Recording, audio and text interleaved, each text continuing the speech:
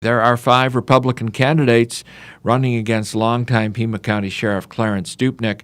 One of those candidates is Terry Fredrick, and Terry is with us right now, a private investigator. He's a former Pima County Sheriff. Terry, how are you? I'm doing well, Bill. How are you? Doing real well, and you got into this race actually before the Gifford shooting, correct? That is correct. I got into this race back in December 2010.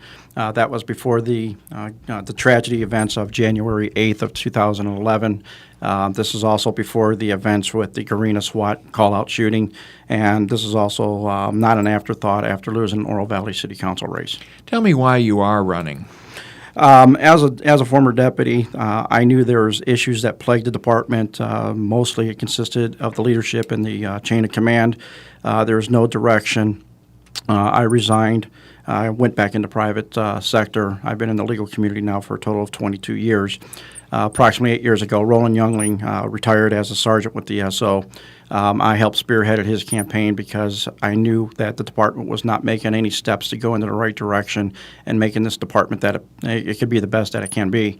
So I thought that now that there's a time period that elapsed that I've been in Tucson, it was time to step up and take control and take this department into a different direction. What would you do with the Pima County Sheriff's Department budget?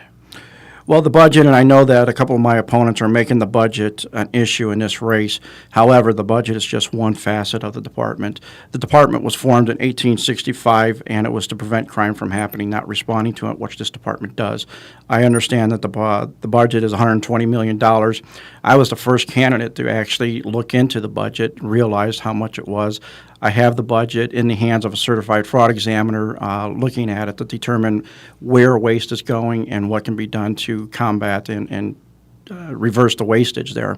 But again, the budget is established. It's established right now so that when I take office, it's going to have six more months before it's going to be reevaluated. But one of my talking points is I like to reduce the budget by 5% with the understanding from the Board of Supervisors that I get that back for more deputies to be placed on the street. What can you do to lower the crime rate in Pima County, Terry Fredrick? Well, one of my platforms is that I'm going to, once elected, through attrition.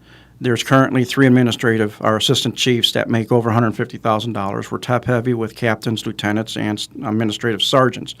Once elected and through attrition, those positions are going to be vacated. They're not going to be filled unless it's absolutely necessary. I'm going to take that money, put it into hiring new deputies, get them trained, get them out on the streets. Also, I'm going to require my administrative staff, my command staff, to work about 8 to 10, 12 hours a week in the field, not just backing up deputies, but responding to calls, being responsible for that call, making an arrest if one is warranted.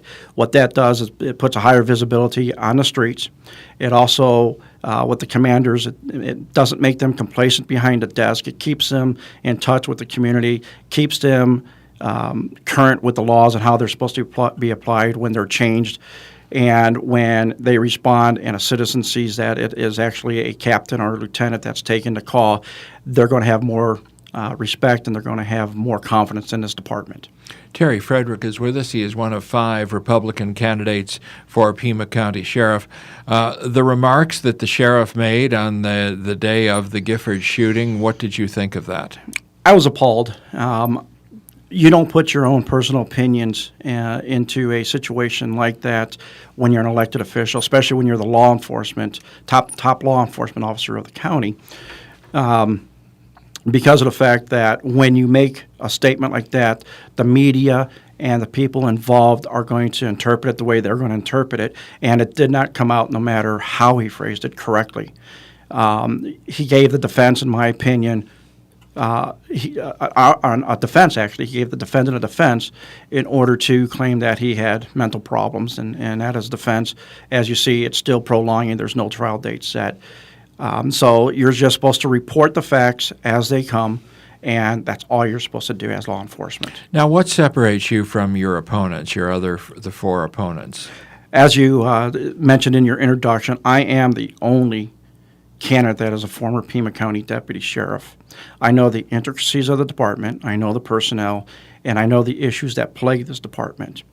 I'm running on several platforms here, and that is one, I'm going to have a border unit that consists of a multi-jurisdictional unit that is going to patrol the isolated areas of Pima County, and I'm also going to recruit help from the Tohono O'odham and the Pasco Yaqui tribes, because they utilize not only their police officers, but they have trackers still. They know their terrain better than anybody else, and as you know, the Tohono O'odham Nation extends down into Mexico. So by working hand in hand and cooperating with not only the local and state law enforcement agencies, but I'm going to ask that the national law enforcement agencies contribute a deputy or an officer on a temporary assignment to come down and help patrol the rural areas. I've been in touch with civil border units who claim they have only contact with Border Patrol. They never see any deputies, they never see any police officers, and these folks are going out there to track and monitor the illegal activities. And if we can't get out there and combat that, then crime is going to spill over into the country, and it does. Because if you recall, Clarence Dupnick mentioned that when he spoke out against SB 1070 in July 2010, that the UDAs are doing nothing more but merely trespassing. And I like to argue with that, and I actually welcome to debate Clarence Dupnick today, tomorrow, or any time this year that he sees fit, if he can fit it into his schedule. Because that is inconsistent. When a person crosses over the border, yes, it's a crime. But the fact of the matter is, if you cannot afford the $1,500 to $3,000 or whatever outlandish fee it is that a coyote gets paid to bring somebody over here, they are required to carry drugs, right? Whether it be marijuana, methamphetamines, or cocaine.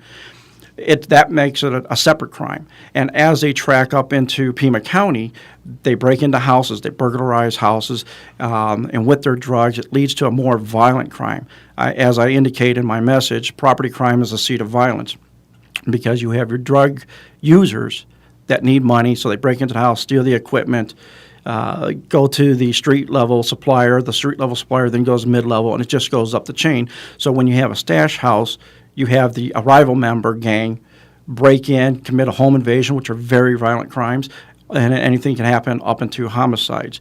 And as far as property crimes go, I want to just dovetail on this, because they categorize it as a victimless crime, and it's not a victimless crime. When a perpetrator breaks into the house and a resident comes home, whether it's during or after the situation, that person has been violated, and they have insurance, and the insurance company then technically becomes the victim. The insurance companies don't claim the victim because they're going to pay out, and they don't have time to send a representative to testify in court. However, it's just not that person that owns the house, and it's not the insurance company that's only a victim. Neighbors in that neighborhood become a victim because insurance rates go up. The way the higher crime rate area impedes the insurance rates. So everybody becomes a victim. Terry Fredrick, quickly running out of time. Crime is down across the country. Why do you think that is? I would refute that. And I haven't seen any statistics, except I do want to mention that I did go to the Pima County Sheriff's Department website, and I see their statistics, and they claim that Pima County is the second lowest crime rate in the state. But what they do is they separate Pima County unincorporated from the city of Tucson, Oro Valley, Marana, South Tucson, Sahuarita. They don't incorporate those crime stats in theirs. So I believe it's deceitful. I believe it's misleading, and that's the way this department's operated. Terry, you got to go. What's your website? It is frederickforsheriff.com, FREDERICKFORSHERIFF.com. Thank you, Terry Fredrick. Good luck to you. Thanks a lot. Thank you.